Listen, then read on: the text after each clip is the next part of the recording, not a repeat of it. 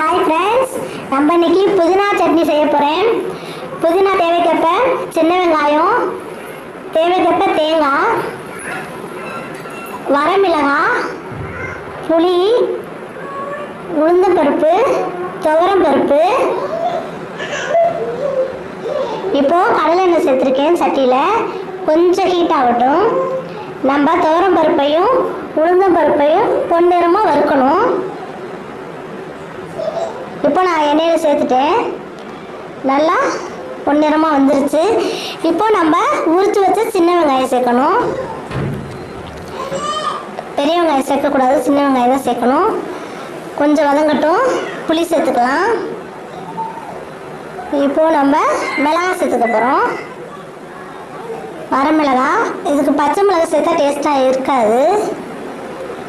இப்போ புதினாவும் மல்லியும் நல்லா கழுவிட்டு சேர்த்துருக்கேன். வதங்கிருச்சு.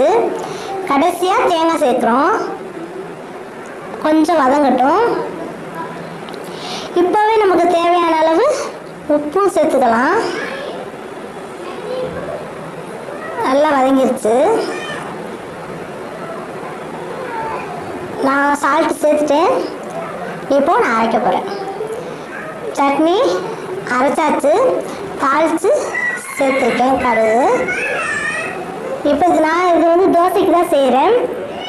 நான் லஞ்சுக்கு தயிர் சாதமும்